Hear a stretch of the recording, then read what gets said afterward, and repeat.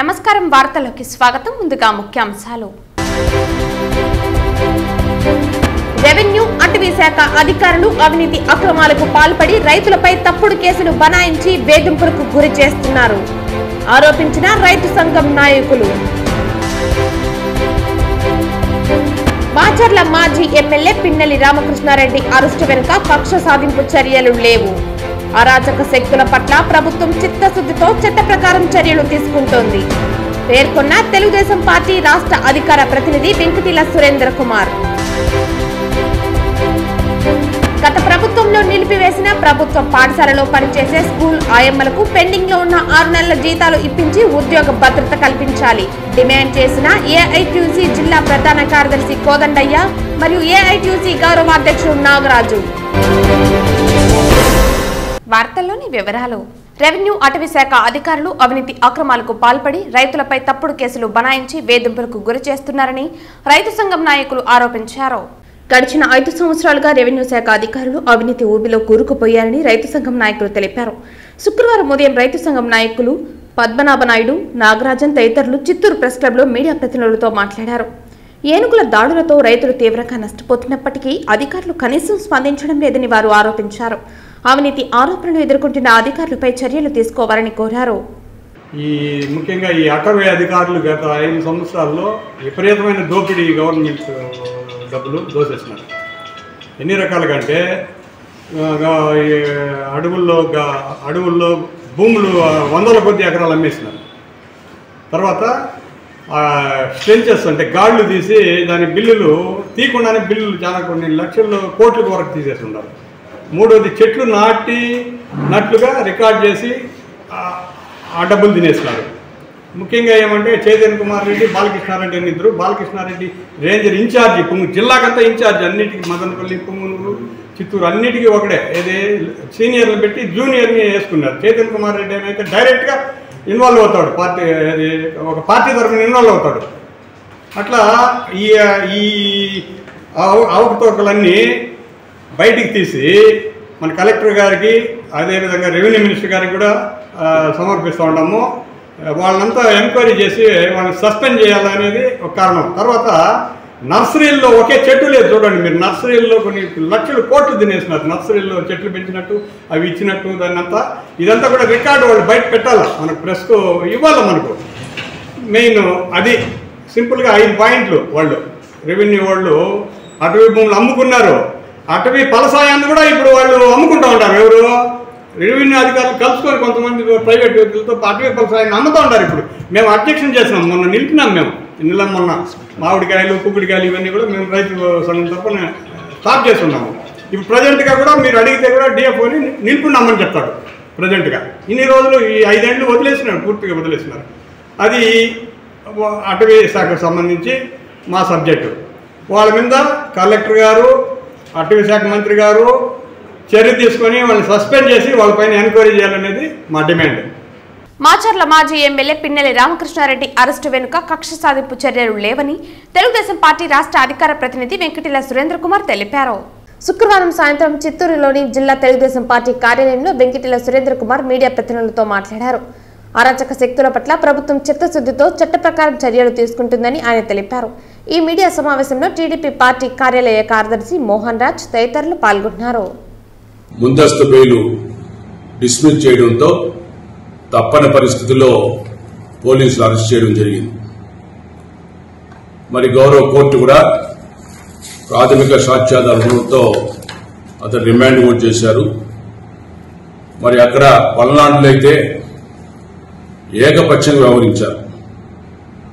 స్థానిక ఎన్నికల సంస్థల ఎన్నికల సమయంలో తోట చంద్రయ్య అనే వ్యక్తిని నడి రోడ్డు మీద పీక కోసి చంపారు. పెళ్లికి వెళ్లినటువంటి కంచెల జల్లయ్య ఇంటిపైన అర్ధరాత్రికి దాడికి దిగి రాళ్లతో కొట్టి చంపారు. ఎన్నికల తీరు పరిశీలించేందుకు వెళ్లినటువంటి తెలుగుదేశం పార్టీ నాయకులు బోండా ఉమా గారు, బుద్ధ వెంకన్న, హైకోర్టు లాయరు బారా కిషోర్ల పైన మరి పిన్నెల్లి గారి అనుచరుడు మరి ఆ రోజు దాడి చేసి హత్యాయత్నానికి తెగబడ్డారు. మాచర్ల టీడీపీ ఇన్ఛార్జ్ జోలకంటి బ్రహ్మారెడ్డి గారి ఇల్లు, పార్టీ కార్యాలయం పైన దాడి చేసి తగిలిపెట్టారు. అదేవిధంగా పోలింగ్ అయిన తర్వాత కారంపూడిలో కత్తులు, కర్రలు, రాడ్లు పట్టుకుని నటి రోడ్డు పైన బీతావని వాతావరణం సృష్టించారు. అంటే ఈ రాష్ట్రంలో మొత్తంలో తీసుకుంటే ఈ పల్నాడులో విపరీతమైనటువంటి దౌర్జన్యాలు, హత్యలు, విధ్వంసాలు చేసినటువంటి చరిత్ర పిన్నెల రామకృష్ణారెడ్డి గారికి ఉంది. మరి ఈరోజు చట్టబద్ధంగా ఆయన అరెస్ట్ చేస్తే మరి అంబటి రాంబాబు గారు, పేర్ని నాని లాంటి వైకాపా నాయకులు ఏదో కూటమి ప్రభుత్వం కచ్చగట్టి ఆయన అరెస్ట్ చేసిందని, ఆయన చాలా మంచి వ్యక్తి అన్నట్టుగా ఈరోజు మాట్లాడుతున్నారు. ఇది చాలా హాస్యాస్పదంగా ఉంది. వైకాపా నాయకులు మరి నోళ్ల నుంచి అరాచకాలు, దౌర్జన్యాల పేరు బయట రావడం, వాళ్ళ మాటలు మాట్లాడడం అంటే ఇది నిజంగా హాస్యాస్పదమే. అరాచకాల గురించి కానీ, దౌర్జన్యాల గురించి మాట్లాడేటువంటి నైతిక హక్కు కానీ, అర్హత వైకాపా నాయకులు లేదు. ఈ 5 సంవత్సరాల్లో మీరు చేసినటువంటి విధ్వంసాలను, అరాచకాలన్నీ కూడా ప్రజలు కళ్ళారా చూశారు. అందుకే విసిగెత్తిపోయిన ప్రజలు మీకు బుద్ధి చెప్పి 11 సీట్లకు పరిమితం చేశారనే విషయాన్ని మీరు గుర్తించుకోవాలా. ఏదేమైనా కూడా పిన్నెలి రామకృష్ణారెడ్డి లాంటి నాయకులు అత్యాచారం కేసులో నేరం రుజువు కావడంతో నేరస్తుడికి 20 సంవత్సరాల జైలు శిక్ష విధిస్తూ చిత్తూరు న్యాయస్థానం శుక్రవారం తీర్పు చెప్పింది. శైలజ కథనం మేరకు చిత్తూరు జిల్లా గుడిపల్లికి చెందిన నేరస్తుడిపై నేరం రుజువు కావడంతో దోషికి 20 సంవత్సరాల జైలు శిక్ష విధిస్తూ న్యాయమూర్తి తీర్పు వెలువరించారు. బాధితురాలికి 3 లక్షల రూపాయల నష్టపరిహారం చెల్లించాలని ప్రభుత్వాన్ని ఆదేశించినట్లు స్పెషల్ పబ్లిక్ ప్రాసిక్యూటర్ తెలిపారు.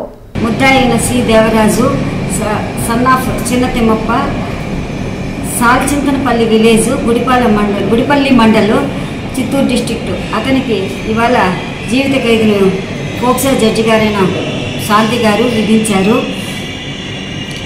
ఇందులో పబ్లిక్ ప్రాసిక్యూటర్, స్పెషల్ పబ్లిక్ ప్రాసిక్యూటర్గా నేను వాదించినాను. అతనికి జైలు శిక్షను విధించడమైనది. ఆ జైలు శిక్ష under sections 417, 376 clause 2 and 506 IPC మరియు section 3 and 4 of the POCSO act 2012 కింద శిక్షను విధించడమైనది. భాగంగా అతనికి 20 ఏళ్లు కఠిన కారాగార శిక్షయు మరియు 1000 రూపాయల ఫైన్తో ఒక 3 ఏళ్ల జైలు శిక్ష మరియు 235 క్లాస్ 2 కింద 500 జరిమానా కూడా సింపుల్ ఇంప్రిజన్మెంట్తో పోక్సో జడ్జి గారు విధించారు. ఇందులో భాగస్థులుగా మా జడ్జి గారు కాకుండా, నేనే కాకుండా నాకు సహాయపడిన అందరికీ కూడా ఇందు మూలంగా కృతజ్ఞతలు తెలియజేసుకుంటున్నాను.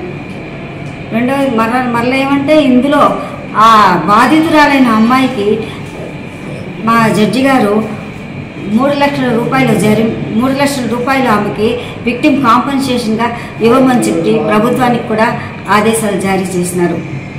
ఇందు మూలంగా మనకు తెలిసేదేమంటే, మనమందరూ కూడా ఈ యొక్క జైలు శిక్ష విధించిన దాన్ని తెలుసుకొని ఆ ప్రకారంగా భవిష్యత్తులో ఇటువంటి నేరాలు మరలా పునరావృతం కాకుండా ప్రతి ఒక్కరూ మంచిగా ఉంటారనే ఉద్దేశంతోనే ఈ జైలు శిక్షలను ఇవ్వడం జరుగుతోంది.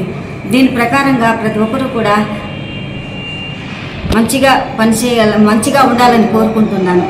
తిరుమల తిరుపతి దేవస్థానం 5000 చదరపు అడుగుల స్థలం ఇచ్చినా పీఠం మరో 2150 చదరపు అడుగుల స్థలాన్ని ఆక్రమించుకుని ఆక్రమణకు గురైన స్థలంలో నిర్మాణ పనులు చేపట్టిందని స్వామి శ్రీనివాసానంద ఆరోపించారు. ప్రస్తుతం ఉన్న మఠం వెనుక నూతన భవన నిర్మాణంలో పీఠం అనే నిబంధనలు ఉల్లంఘించిందని వెంటనే తొలగించాలని డిమాండ్ చేశారు. విశాఖ శారదా పీఠం ప్రధాన పీఠాధిపతి స్వామి స్వరూపానందేంద్ర జూన్ 28న శుక్రవారం స్థానిక జనసేన పార్టీ క్యాడర్ నేతృత్వంలోని స్వామిజీల బృందం తిరుమలలోని ఆయన మఠం వద్ద నిరసన ప్రదర్శన చేయడంతో పెద్ద వివాదంలో చిక్కుకున్నారు. సాధారణంగా అనుమతించబడిన 4 అంతస్తులకు వ్యతిరేకంగా 6 అంతస్తులు నిర్మించబడ్డాయి మరియు తప్పనిసరి భవనం సెట్ బ్యాక్లు రాజీ పడ్డాయని ఆయన ఆరోపించారు. వివాదాస్పద భవనం స్థలం వెనుక ప్రవహించే నీటి ప్రవాహాన్ని పూడ్చారు మరియు పీఠం నిర్మాణ కార్యకలాపాలను సులభతరం చేయడానికి వందలాది చెట్లను నరికివేశారని ఆయన ఆరోపించారు. అక్రమ నిర్మాణాన్ని బుల్డోజ్ చేయడంలో టీటీడీ వెనుకాడటమని ఆయన ప్రశ్నించారు. మరియు ఏదైనా అవాంఛనీయ ఘటనలు జరిగితే ఎవరు బాధ్యత వహించాలని ఆలోచిస్తున్నారా? భవనం యొక్క గ్రౌండ్ ఫ్లోర్లోని బీమ్ ఇప్పటికే ఇవ్వబడింది. ఒత్తిడిని తట్టుకోలేకపోతున్నట్లు సమాచారం. ప్రఖ్యాతిగాంచిన పట్టణాన్ని కించపరిచే ప్రయత్నాలను హిందూ సమాజం చివరిగా సహిస్తోందని ఆయన హెచ్చరించారు. ఈ విషయాన్ని ముఖ్యమంత్రి చంద్రబాబు నాయుడు, ఉప ముఖ్యమంత్రి పవన్ కళ్యాణ్, బీజేపీ నేతల దృష్టికి తీసుకువెళ్తామని స్వామి శ్రీనివాసానంద తెలిపారు. సమస్యను పరిష్కరించడంలో టీటీడీ విఫలమైతే తమ జోక్యాన్ని కోరుతున్నామన్నారు. నిబంధనల విరుద్ధంగా ఉన్నదని మీరే చెప్తున్నారు కదా, మరి కాబట్టి తక్షణమే భక్తుల సౌకర్యం కోసం వెంకటేశ్వర స్వామికి ఎటువంటి అపకీర్తి రాకూడదు, ఆయనకి ఏ మచ్చ రాకూడదు, ఎట్టి పరిస్థితుల్లో స్వామిగానే ఉండాలి. ఆయన తాలూకా కీర్తి ప్రతిష్టలు దేశాలు వ్యాప్తించాలి తప్ప ఎక్కడా కూడా చెడ్డ పేరు అనేది రాకుండా ఉండాలని ఇక్కడ ఉండే అధికారులు కోరుకుంటే తక్షణమే ఈ అక్రమ కడ్డాలు కోల్చండి.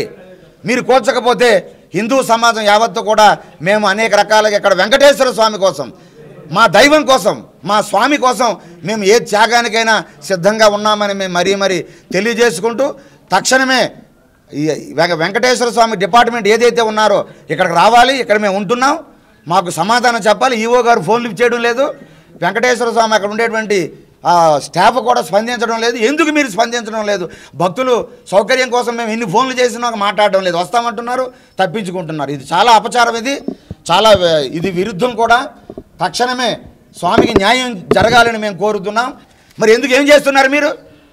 కనీసం అన్నం పెడుతున్నాడు ఎవరికైనా? కనీసం ఎవరికైనా ఒక పూజ చేస్తున్నారా? దేనికి ఇచ్చారండి? పీఠాలు మఠాలు ఒక పూజ చేయమని, యజ్ఞాలు చేయమని, భక్తులకి ఆదరించమని ఇచ్చారు. కనీసం పిడికిడి అన్నం ఎవరికి పెట్టడం లేదు. విశాఖ శారదాపీఠం ఒక సామాన్యమైన భక్తుడికి కూడా రేట్లు గదులు రేట్లు చెప్పి పెళ్లిళ్ళు చేసి డబ్బులు సంపాదించుకుంటున్నారు. వ్యాపార కేంద్రంగా, వ్యాపార పీఠాలుగా పెట్టుకొని నడుపుతున్నారు తప్ప ఒక సామాన్యమైన భక్తుడిని కూడా అగ్ని చేర్చుకునే పరిస్థితి ఇక్కడ లేదు. అలాంటప్పుడు ఎందుకు ఈ చోటు, ఎందుకు ఈ భవనం ఇవ్వాలి? వెంకటేశ్వర స్వామి భక్తులకి సేవ చేయు, వెంకటేశ్వర స్వామిని మాయ చేస్తారు. రేపు ఏదైనా జరిగితే ఆ మచ్చ వెంకటేశ్వర స్వామి మీద పడిపోతుంది. ఇక్కడ ఏమైనా తుఫాన్లు వచ్చి వరదలు వస్తే ఆ గదుల్లోకి నీరు వెళ్ళిపోయి ఎవరైనా చనిపోతే అది ఆ మచ్చ కూడా వెంకటేశ్వర స్వామి భరించాలి. ఇంతగా చేస్తున్న మీకు ఎందుకు క్షమించాలి? ఎందుకు క్షమిస్తున్నారు అధికారులు? కాబట్టి తక్షణమే ఇది కోర్చాలని మేము మరీ డిమాండ్ చేస్తున్నాం. ఈ రోజు జిల్లా వ్యాప్తంగా ఉన్న స్కూల్ ఆయమ్మలకి ఉద్యోగ భద్రత కల్పించి పెండింగ్ లో ఉన్న 6 నెలల జీతాలు ఇవ్వాలని కోరుతూ చిత్తూరు డిఈఓ కార్యాలయం దగ్గర స్కూల్ ఆయమ్మల రాష్ట్ర అధ్యక్షులు జయకుమార్ అధ్యక్షతన నిరసన కార్యక్రమం జరిగింది. ఈ కార్యక్రమంలో ముఖ్య అతిథులుగా పాల్గొన్న నాయకులు మాట్లాడుతూ ప్రభుత్వ పాఠశాలల్లో పనిచేస్తున్న కార్మికులకు పెండింగ్ లో ఉన్న 6 నెలల జీతాలు ఇప్పించి ఉద్యోగ భద్రత కల్పించాలని డిమాండ్ చేశారు. పెద్ద హైస్కూల్లో ఎక్కువ రూములతో బయట అధిక విస్తరణ ఉన్నందువలన, విద్యార్థులు ఎక్కువగా ఉన్నందువలన, పనివాళ్ళు అధికంగా ఉన్నందువలన అలాంటి స్కూళ్లలో అదనంగా ఆయమ్మలను నియమించాలని కోరారు. ఈ కార్యక్రమంలో ఏఐటీయూసీ జిల్లా ప్రధాన కార్యదర్శి కోదండయ్య, ఏఐటీయూసీ జిల్లా గౌరవ అధ్యక్షుడు నాగరాజు తదితర కార్మికులు పాల్గొన్నారు.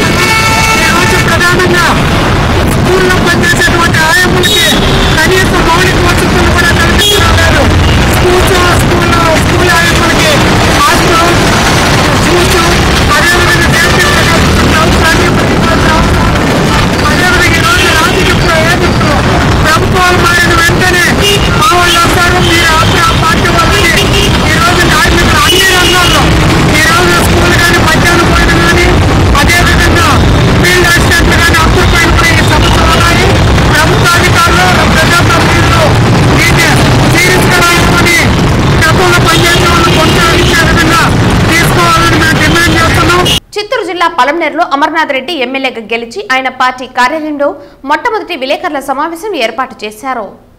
ఈ సందర్భంగా ఆయన మాట్లాడుతూ గత ప్రభుత్వంలో మంత్రిగా ఉన్న పెద్దిరెడ్డి రామచంద్రారెడ్డి పుంగునూరులో ఆర్టీసీ డిపోను ప్రారంభించి పలమనేరులో 1979 నుండి ఉన్న ఆర్టీసీ డిపోను నిర్వీర్యం చేశారని, ఇక్కడ ఉన్న దూర ప్రాంతాలకు వెళ్లే మంచి కండిషన్ బస్సులను పుంగునూరుకు తరలించారని, కుప్పంలో ఉన్న పల్లె వెలుగు బస్సులను పలమనేరు డిపోకు ఇచ్చారని, పలమనేరు పట్టణానికి జాతీయ రహదారి ఉండటంతో కర్ణాటక రాష్ట్రం నుండి తిరుమల పలమనేరు మీదుగానే వెళ్తుంటారని తెలిపారు.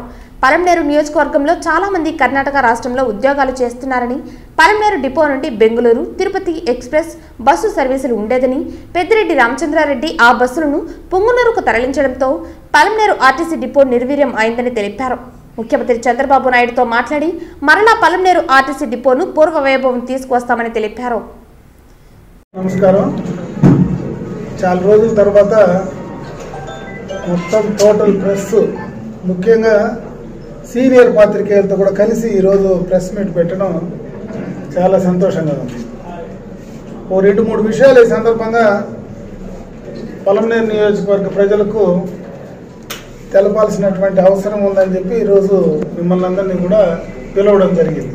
నిన్న పత్రికల్లో రకరకాలైనటువంటి దాన్ని కథనాలను కానీ రకరకాలైనటువంటి వార్తలు వస్తూ ఉంటాయి. ముఖ్యంగా నియోజకవర్గానికి సంబంధించి నిన్న ఆంధ్రజ్యోతిలో కావచ్చు, మొన్న సాక్షిలో కావచ్చు 2-3 వార్తలు రావడం చూశాను. నిజంగా కూడా చాలా సంతోషపడ్డాను. ఎందుకంటే చాలా రోజుల తర్వాత పత్రికల్లో పత్రికా స్వేచ్ఛతో ధైర్యంగా ఈరోజు రాసేటువంటి పరిస్థితి కలిగిందని నాకు అనిపించింది. ఎందుకంటే ఇవన్నీ ఈరోజు జరిగినటువంటి సంఘటనలు కాదు, చాలా రోజుల ముందు నుంచినే ఉన్నటువంటి సంఘటనలు. ఈరోజు ఏదైతే ఈ మనకు ఉండేటువంటి ఆర్టీసీ డిపో అనేది 1979లో పలమనేరులో పాత డిపో ఉంది. 1979లోనే ఇక్కడ డిపో ఉంది. ఆ డిపో రాష్ట్రంలోనే మంచి ఆదాయం సంపాదించినటువంటి డిపోగా నెంబర్ 1 ప్లేస్లో ఉన్నటువంటి సందర్భాన్ని కూడా ఒకసారి నేను గుర్తు చేస్తా ఉన్నా.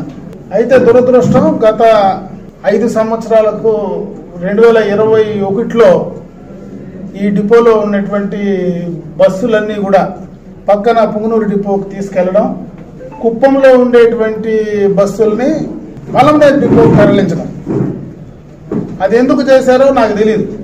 ఆ రోజు ఎక్కడ నాకు తెలిసి పత్రికల్లో నేనైతే చదవలా. నేను ఆ సందర్భంలో 1-2 సార్లు కూడా మాట్లాడినటువంటి సందర్భాన్ని కూడా ఒకసారి గుర్తు చేస్తా ఉన్నాం. జేడీ నెల్లూరు నియోజకవర్గ ఎమ్మెల్యే డాక్టర్ థామస్ పుట్టినరోజు సందర్భంగా మండల కేంద్రంలోని తెలుగుదేశం పార్టీ కార్యాలయంలో స్థానిక నాయకులతో కలిసి కేక్ కట్ చేసి పుట్టినరోజు వేడుకలు జరుపుకున్నారు. అనంతరం రాజ్ వృద్ధాశ్రమం నందు స్థానిక నాయకులతో కలిసి మొక్కలు నాటారు. పుట్టినరోజు శుభాకాంక్షలు తెలియజేయడానికి అభిమానులు, కార్యకర్తలు, పలు శాఖలో పనిచేసే ప్రభుత్వ అధికారులు భారీ ఎత్తున విచ్చేశారు.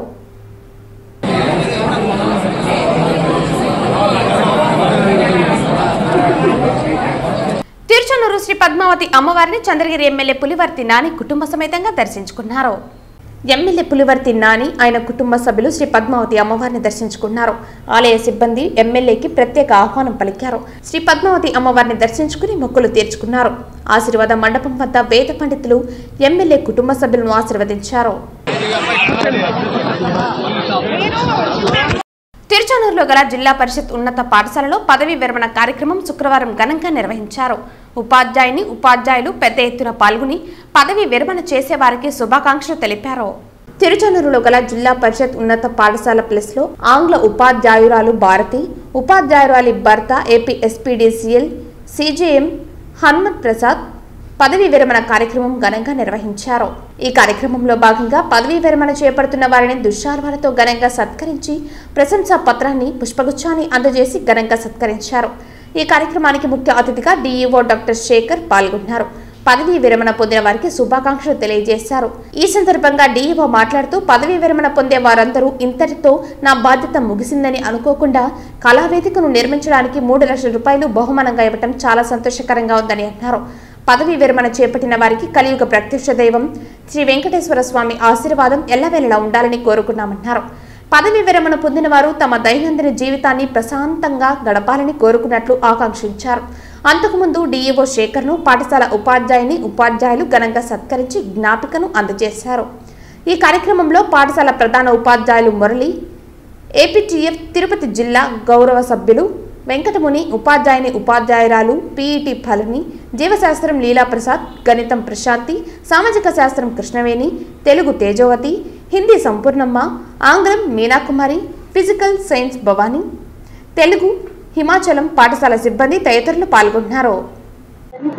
రిటైర్డ్ కావడం ఒక ఇబ్బందికరమైనటువంటి పరిస్థితి, ఒక మంచి వెల్ ఎక్స్పీరియన్స్ రిటైర్డ్ కావడము కొంత వెళితే అనిపించినా ఆ గ్యాప్ను ఫిల్ చేసుకోవాల్సినటువంటి అవసరం అయితే ఉంది. ఇక్కడ స్ట్రెంగ్త్ కూడా మనకు హై స్కూల్ ప్లస్గా అప్గ్రేడ్ కావడము, స్ట్రెంగ్త్ పెరగడము అవన్నీ జరుగుతుంది.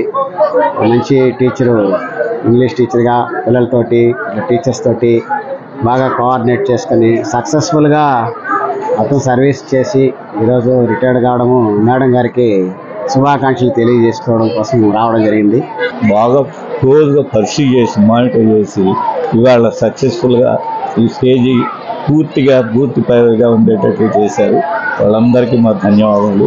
మేమేదో గొప్ప కోసంగా చేయలేదు, ఇది కూడా కేవలం నలుగురికి ఉపయోగపడుతుంది. తర్వాత వాళ్ళ యొక్క కొలీగ్స్ వాళ్ళు ఇచ్చిన సలహాని మేము పాటించినట్టు అవుతుందని, అంటే వాళ్ళ కొలీగ్స్ మీద మా ఆవిడకి అంత అభిమానం ఉంది, అందువల్ల ఇది చేయడం. Thank you. చాలా మంచి మంచి staff members, excellent office staff కానీ అందరూ కూడా ఎంతో అభిమానంగా నాతో చాలా బాగా ఉన్నారు. ఈరోజు వెళ్ళిపోవడం నాకు చాలా దిగులుగా ఉంది, కానీ రిటైర్మెంట్ అనేది తప్పనిసరి కాబట్టి ఇంకా రిటైర్ అవుతున్నాను. సో స్కూల్కి ఈరోజు నేను స్టేజ్ ఒకటి కట్టించి ప్రజెంట్ చేస్తున్నాను. చాలా సంతోషంగా ఉంది నాకు. తిరుమల శ్రీ వెంకటేశ్వర స్వామి వారిని ఈ రోజు ఉదయం వీఐపీ విరామ సమయంలో పలువురు ప్రముఖులు దర్శించుకున్నారు. తిరుమల శ్రీ వెంకటేశ్వర స్వామి వారిని ఈ రోజు ఉదయం వీఐపీ విరామ సమయంలో తెలంగాణ ఎమ్మెల్సీ శంకర్రాజు, తిరుపతి ఎమ్మెల్యే ఆరణి శ్రీనివాసులు, సినీ నటి హేమ వేర్వేరుగా దర్శించుకున్నారు. వీరికి టీటీడీ అధికారులు దర్శన ఏర్పాట్లు చేశారు. దర్శన అనంతరం ఆలయ రంగనాయకుల మండపంలో వేద పండితులు వేద ఆశీర్వచనం అందించగా ఆలయ అధికారులు పట్టు వస్త్రంతో సత్కరించి తీర్థ ప్రసాదాలు అందజేశారు. ఇప్పుడు కొత్త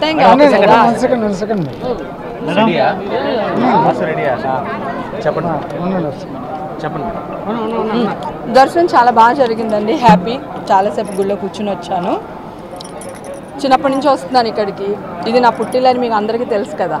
బ్రహ్మాండంగా జరిగింది. Thank you. మీకే తెలియాలి, మీరే వేస్తున్నారుగా న్యూస్. మీకే. వార్తలు ముగించే ముందు ముఖ్యాంశాలు మరోసారి. రెవెన్యూ అటవీ శాఖ అధికారులు అవినీతి అక్రమాలకు పాల్పడి రైతులపై తప్పుడు కేసులు బనాయించి వేధింపులకు గురి చేస్తున్నారు ఆరోపించిన రైతు సంఘం నాయకులు. మాచర్ల మాజీ ఎమ్మెల్యే పిన్నెల్లి రామకృష్ణారెడ్డి అరెస్టు వెనుక కక్ష సాధింపు చర్యలు లేవు. అరాచక శక్తుల పట్ల ప్రభుత్వం చిత్తశుద్ధితో చట్ట ప్రకారం చర్యలు తీసుకుంటోంది పేర్కొన్న తెలుగుదేశం పార్టీ రాష్ట్ర అధికార ప్రతినిధి వెంకటిల సురేంద్ర కుమార్. గత ప్రభుత్వంలో నిలిపివేసిన ప్రభుత్వ పాఠశాలలో పనిచేసే స్కూల్ ఆయమ్మలకు పెండింగ్ లో ఉన్న 6 నెలల జీతాలు ఇప్పించి ఉద్యోగ భద్రత కల్పించాలి డిమాండ్ చేసిన ఏఐటీయూసీ జిల్లా ప్రధాన కార్యదర్శి కోదండయ్య మరియు ఏఐటీయూసీ గౌరవాధ్యక్షుడు నాగరాజు. ఈ వార్తలు ఇంతటితో సమాప్తం. తిరిగి వార్తల్లో మళ్ళీ కలుద్దాం. అంతవరకు సెలవు. నమస్కారం.